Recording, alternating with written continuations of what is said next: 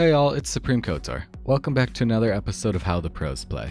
For those of you who don't remember, How the Pros Play is a 5-minute video where we take a look at what the pros do on a specific map, hero, comp, whatever it is, and we translate that so that you can take it back to your ranked games. Today we're going to be taking a look at Eichenwalde.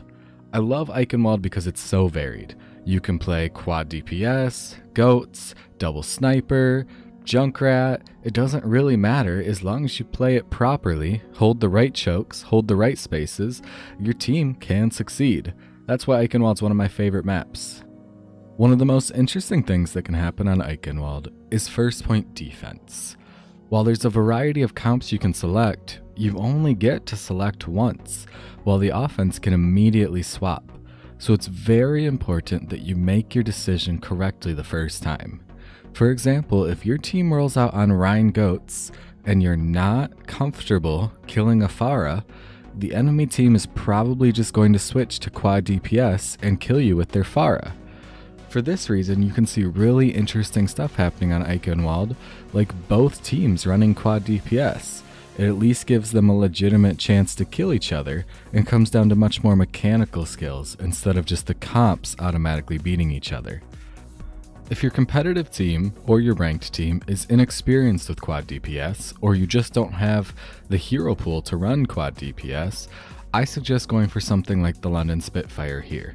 They add a little bit more sustain to their comp with the Hog Orisa, and it allows them to go for easy picks. The Sombra can jump on the Zen in the backline, the Hog can hold point and self-heal. You could even substitute another support such as a Zen in. He would amplify your damage and keep your heals a little bit higher. Comps like these are very common on point A. I love these comps because you generally don't see them many other places. Hog, Diva, Orisa really doesn't have that much synergy and wouldn't be effective on very many maps. Once you get to point B, it becomes all about the high ground. Some teams accomplish this with a Widow on the bridge. Other teams accomplish this by keeping their pharmacy and having it play the bridge. Still more teams love to run goats, and I don't blame them. The unprecedented survivability of goats can be very effective in this open area of point B. Although I have to recommend Winston goats for defense. Winston being able to jump up top, especially if your enemies keep any sort of DPS, is just invaluable. Because point 2 is all about the high ground, dive can work especially well. As long as you can coordinate to all go to the high ground at the same time, you can basically ensure that your enemies won't have it at all. Point 2 being so open, it becomes pretty easy to pick off their supports after that.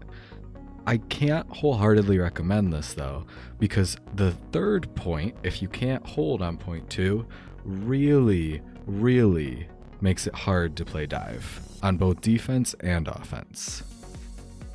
For point 3, we essentially only see the pros playing Winston Goats or Rhine Goats. There's really no in between, and I would say about 90% of teams are playing Rhine Goats. I don't blame them either. Rhine Goats is extremely powerful here. With the tight corridors, it makes it extremely easy to get on top of your enemies. Sometimes though, Winston Goats can work out very well, especially if the enemy team does choose to keep a DPS, such as in your ranked games. If you don't want to run goats in your ranked games, I do recommend on defense taking advantage of heroes that can utilize the long sightlines that you can get for this end part here. Ashe, damage boosted, can basically get free kills. Hanzo can also basically get free kills. On attack, it can be a little bit more difficult. While I don't recommend playing a full dive, EMP can be really big here, and so can ults like Nanoblade because there isn't much room for your enemies to spread out. One of the most important things about point 3 is making sure that if your enemy gets it to the very end, you swap to stall heroes. Stall heroes are heroes like Ball, Mei, Baptiste, Tracer, Lucio, heroes that can stay on the point for a long time. Your spawns are absolutely so close, and there's a decent amount of cover here, so it's very easy for you to stay alive for an extended amount of time. You can see right here the London Spitfire doing it, gaining so much time on the clock, even though they don't win. Every second is essential. That's all I've got this week for how the pros play Eichenwalde. I hope that you were able to learn something. If you want to check out other maps, how the pros play number 1 and number 2 are 2 different maps. If you learned something, please subscribe because there will be a new video in this exact same format next week.